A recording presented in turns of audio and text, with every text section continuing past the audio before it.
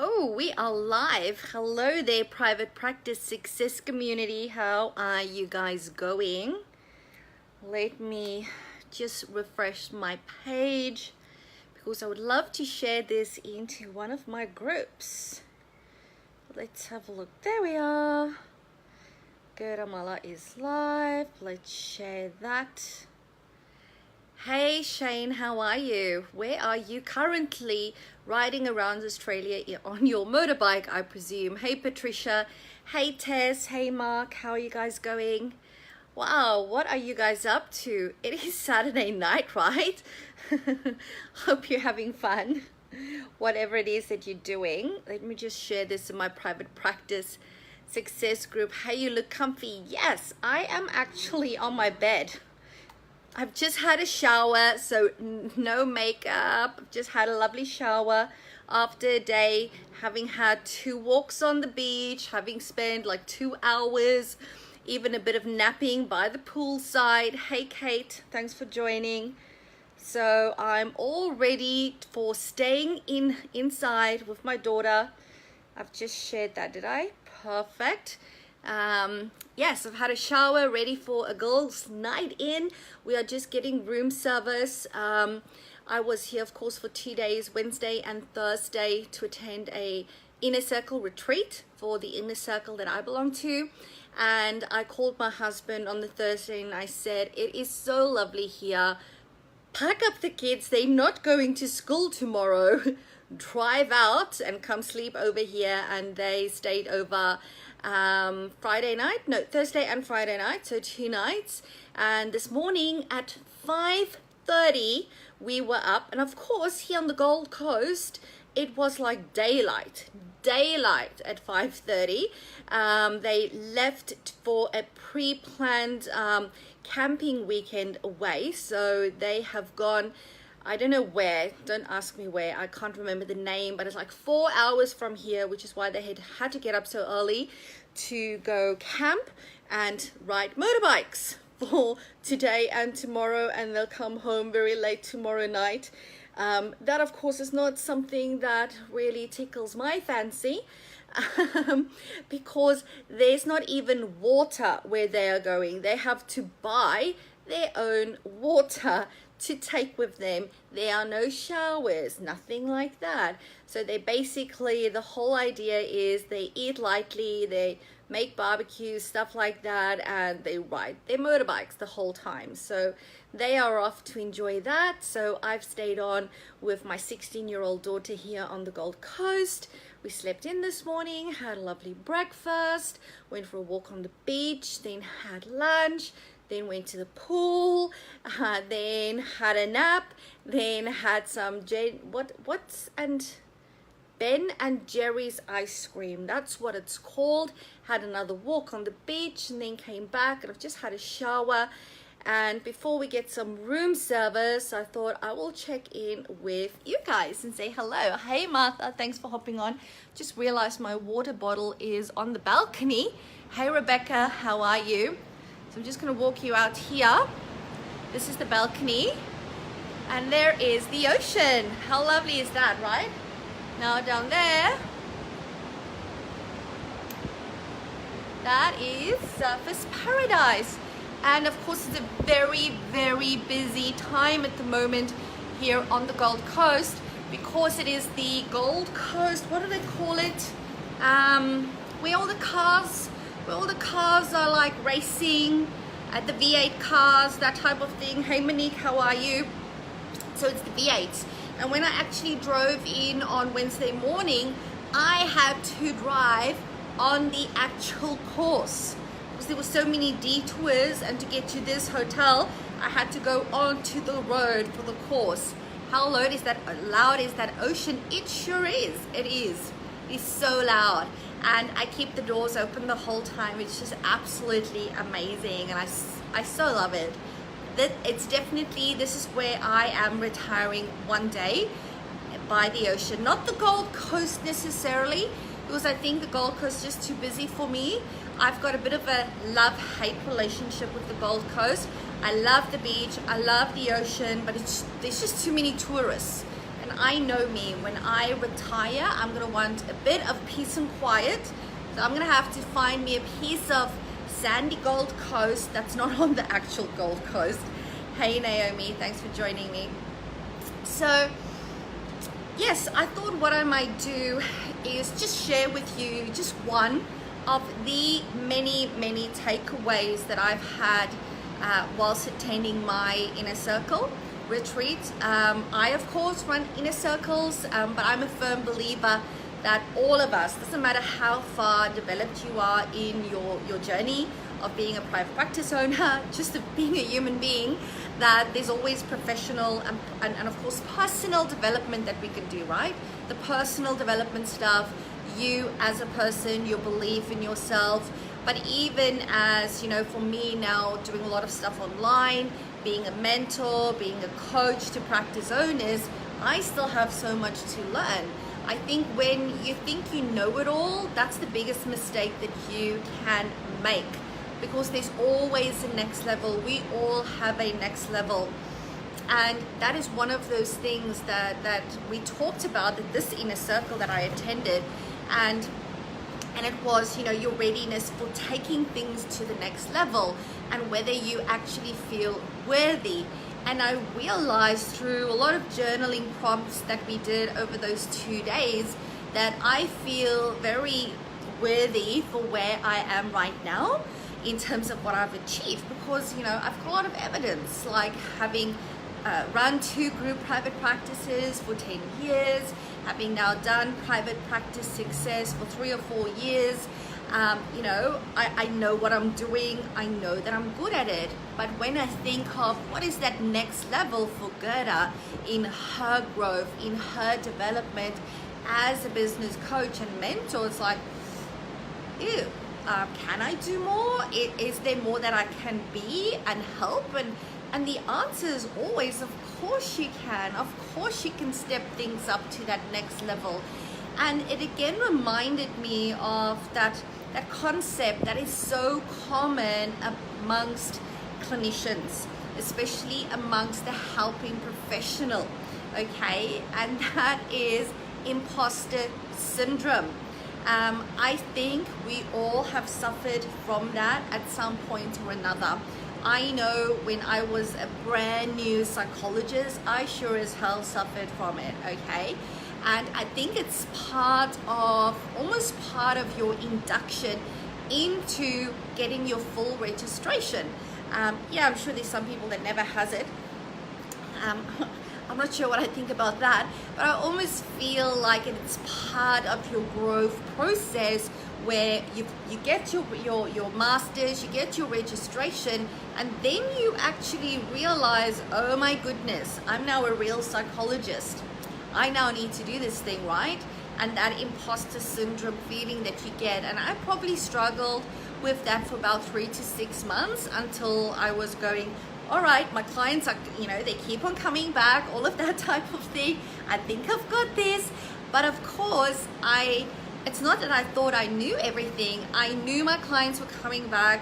And I also knew that I was engaging in consistent professional development and supervision, right? So I had people around me to support me, make sure that I'm doing and handling my cases in the right way. So that gave me a lot of confidence.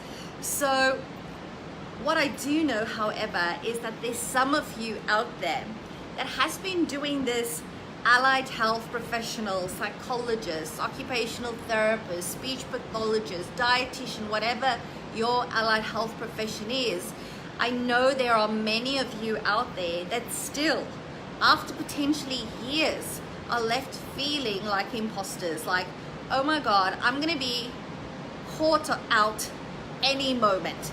Any moment now, people are gonna realize that I'm just bluffing my way through being whatever it is that you are. Let's say psychologist, well, that's what I am. I know that because I speak to a lot of you and you tell me that. And I think that's a really great first step, because I think a lot of people actually hide it, the fact that they have it. Rebecca says so true. Naomi says, she's called Shari and sits on my shoulder constantly whispering in my ear. Okay, we've tried to externalize that. I can see, Naomi. That's a good first step. Mark says, I've had compassion fatigue 6 times and still going stronger, but one must address it. Most certainly, yes. And it starts by acknowledging it and recognizing it. And, you know, if you still have it, I really want you to stop and really go, I need to address this once and for all.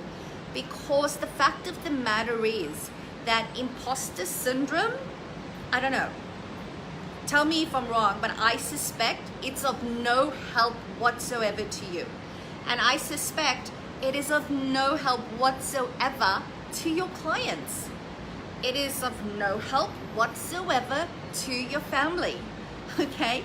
It is of no help whatsoever. So what is its purpose? To torture you? To make you feel bad? We just need to kick that imposter syndrome's ass. Because, you know, we can take the CBT route here, okay? And we can go, let's look at the evidence. I got through 3 years of undergrad. I got through honors. I got into masters. I mean, just getting into masters is huge. Then graduating from a master's, or if you've done a 4+2, actually getting a 4+2 placement is huge. And then sitting through all that bloody paperwork and hours of stuff that you need to do to get all your competencies achieved and ticked. It takes such an effort to do it. It takes such persistence and motivation to get through and get your registration, especially as a psychologist. So I've got the knowledge of what's involved, so I can talk about our profession, and of course it's the same with the other allied health professionals. Their routes are just a little bit different. Considering all of that study, surely you know what you are doing. And surely if you truly don't, you're going to refer on a client, or you're going to get supervision, or you're going to attend a workshop to get you there. So in terms of the actual evidence is overwhelming. But we know that sometimes, what was her name, Naomi? Shari, or whomever it is that's sitting here on your shoulder going, you're not good enough, you will never be good enough, they're going to catch you out. You know, that Shari or whomever that is doesn't even, they just go, that doesn't count, that doesn't count. But you know what? If CBT is not working for you in this instance, it is really just maybe asking yourself, and I'm trying to think what type of therapy is this, I don't know, you tell me. Asking yourself, you know, who gets to decide that you are good enough as a clinician? Who gets to decide that you are no longer an imposter? Is it your clients? Is it your referrers? You know, is it your supervisor? You know, who gets to make that decision? I would suggest that the only person that can decide that you are good enough is you. Okay? Just you. You're the only one that can make that decision. And I think it's actually very unfair to expect your clients to validate you by coming back, or referrers to validate you by sending you more clients. Okay? Or your supervisor to validate you by telling you constantly how good you are. And we know that stuff is like a short-term injection of inspiration and motivation. It doesn't help, right?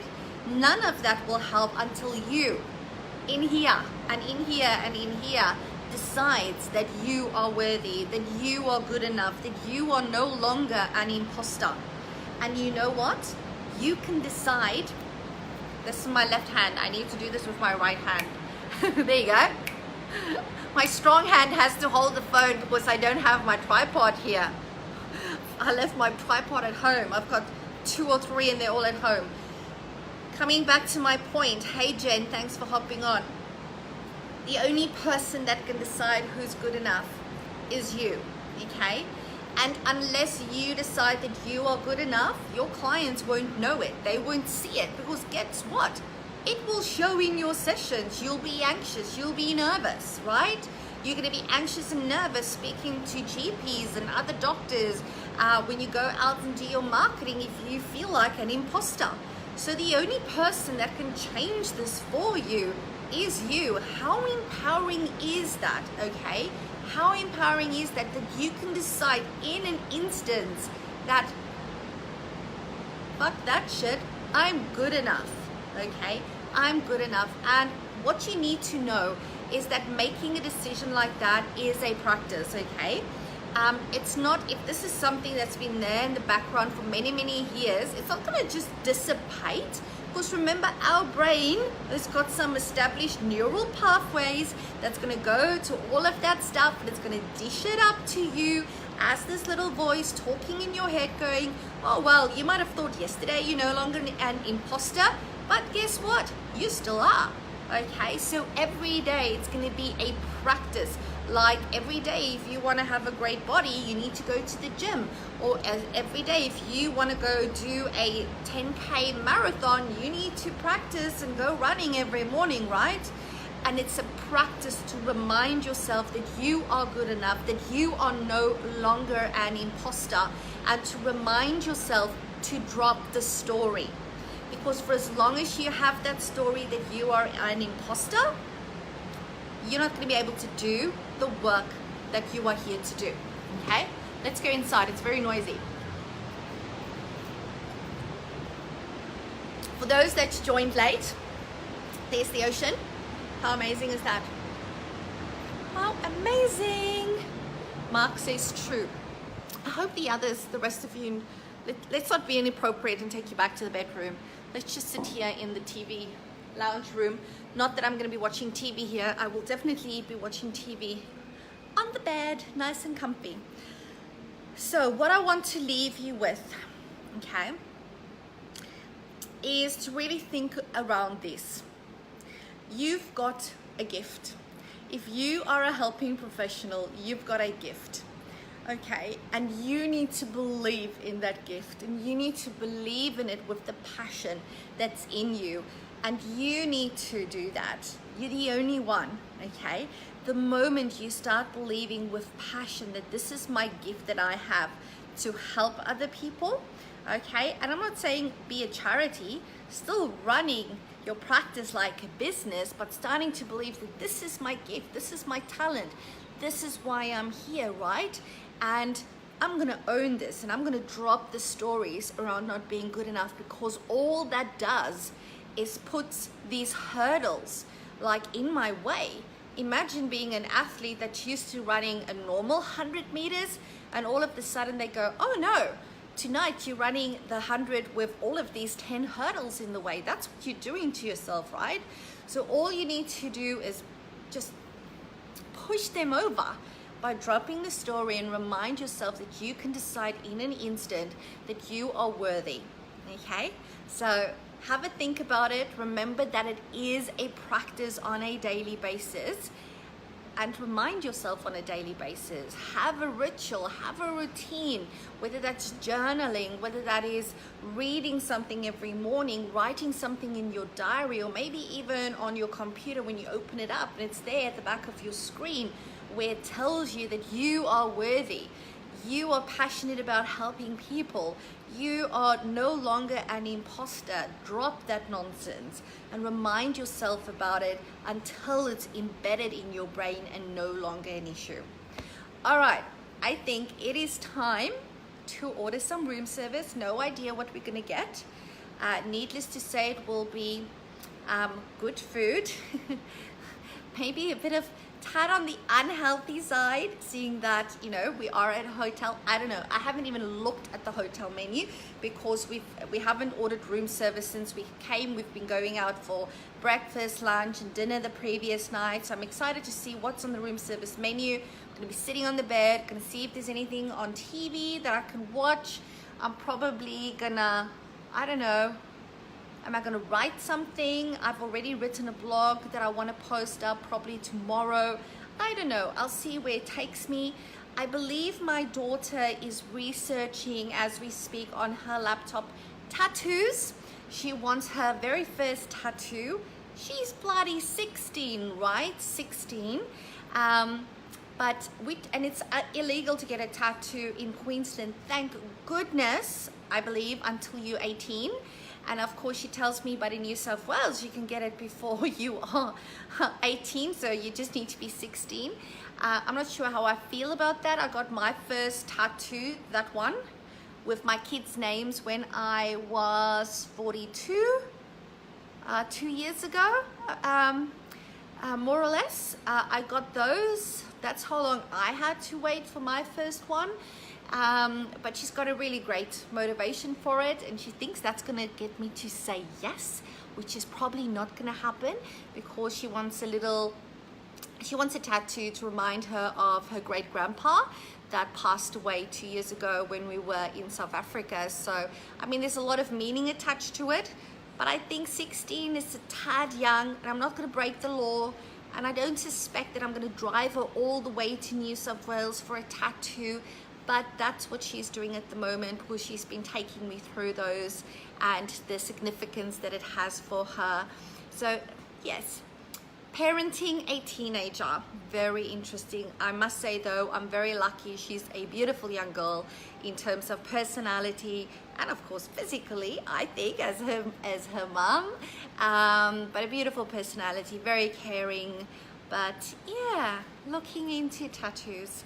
Anyway, I'm going to leave it at that, guys. Have an amazing Saturday, whatever it is that you are doing. Have a fabulous time. And remember, as always, all you need to do is say yes to your very own ultimate level 5 private practice. And I'll speak to you again very soon. Bye for now.